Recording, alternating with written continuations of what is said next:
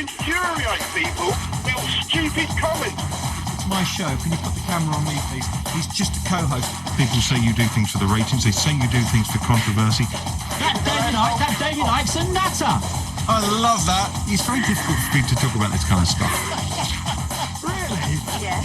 Yeah, that's the funniest thing I've ever heard. What do you turn us off when you get bored? It's out of control. He is. Are you watching Silent TV? John Giddings. Hello, John. How are you? How are you? Welcome back. We said you'd be back soon. Some people said he'd never show his face on that TV screen, and we'll never hear his voice on the radio again. After all of the people complaining because they can't get a ticket, and that's just because it's the hottest ticket in town. Hottest ticket in town. I know. I'm sorry. You do seem a lot happier than last few times we saw you. Do you know why that is? Because since we saw him last, he's got married. Yes. It's true. I have got married. Yes, To a congratulations. lovely Caroline. I've even brought in my wedding CD to play some tracks from. Have you really? Yeah. To bore And you to death. you've got some tracks there. He sings and she's playing the tambourine. A bit Yeah, like the Ron first Shepherd. song we've look. There's a picture of us. Oh, let's have a look. So you had your own wedding CD, mate? Yeah. Did you burn them off on your computer at home, or It were was they an idea professionally I had done? when I'd had a few jars. I thought put 10 songs together, put them on the table. And these were the songs, you know, like obviously the Well, look, opening Neil track. Sedaka, Lady in Red. There we are. Look at that. I never would have thought you'd have got danced Sid to Lady Barrett in on Red. it. Is that your... You're a bit of a romantic. Lady bit in of a, Red by Sid Barrett. You're a bit of a softie then. It's a rumour. So how come we didn't get invited to the wedding? Is that because we're more acquaintances than friends? Because it was in England. Yeah, I didn't know Clifton. you could travel. Right, John. Congratulations. Within, is it 5 or 6 years? Is this the 6th? This is the 6th year. Right. So within 6 years, you've gone from a small festival now to one of the most important festivals in the year, and you've got the Rolling Stones. So first of all, congratulations. Thank you very much indeed. We are very, very proud and humbled to get them. It's phenomenal. Well, can I just say, Doc, before you say it, from the man who once brought Chicory Tip to the Isle of Wight to the man who's bringing the Rolling Stones to the Isle of Wight, you must be... You're handing me that baton. Unlike the Rolling Stones, they weren't chirpy, cheap, cheap. No, that was middle of the road, you I fool. can't believe it, actually. I can't believe we've made it happen, but we were really lucky. Tell us, for those like me who have not heard, how did that come? How did you actually? You said to Mick, what you're doing in June? Yeah, how did it happen? How it happened was that we were actually very lucky that last year Keith Richards fell out of a coconut tree and harmed himself. So we had to cancel, I think, about 15 shows in Europe. So the group didn't want to just dump them. They wanted to go and play for those audiences. So I saw an opportunity when we were rescheduling those dates, not rescheduling, rebooking them because they were different places and stuff. But for this year, they were going to do 15 shows, but they wanted to do 20 to 25 shows. So I thought it would be interesting to ask them to do the festival and to get them to do Slane Castle in Dublin, which they'd never done, to do some interesting things they'd never done before. And luckily for me, they jumped at the opportunity. Because They the thought it was Stones a great don't play idea. festivals, do they? They've Usually. never played one. The press said that they played the Nebworth Festival, but that was their own show. It was a one-day event. And of course, people, the listeners and viewers wouldn't know this, but we do know when that happened, when Keith fell from the tree, you were then already, one of the world's busiest men. You had to sort out the massive logistical nightmare that is, we can't do these shows that were all due to Yeah, it take happened place. just before last year's festival. So they actually. kind of, exactly, so you're already busy with this one and dealing with the council and all the various bodies and authorities. You had to kind of pick up the pieces. I'm paying someone money to keep him on the ground for the next 2 months.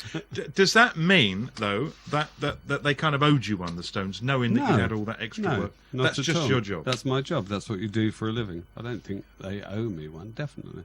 I think it's great for the festival, and I think it'll be great for them. I think, they'll tear the place apart and it'll go down in legend. Well, I saw them at Twickenham last year, and they were... last thing at the time I'd seen them before that was 89 on the Urban Jungle Tour, which came to Wembley and was then called another name, but it was the same tour. And to see them last year, they are just as good as they've always been, and you can just tell they're enjoying it, but they're working hard, aren't they?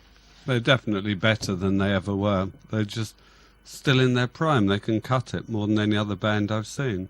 They've just got it on stage, I don't know what it is. It's charisma, it's ability to play, the musicianship. It just all gels. And they got the back catalogue, let's face it. Yeah, they've got the songs That to helps, deliver the it. songs, yeah. But they're experienced at performing to 60,000 people. Do they? And apparently, you never know what you're going to get with them because they rehearse so many songs for a live show. Yeah, you might they've think you rehearsed know this- 150 songs. So they choose the set that they want. What are you poking him for? No, I was trying to Yeah, encourage him fine. to Look- remember look there at was the- a... Well, you wanted to camera. look into His mother-in-law. She wants to see him.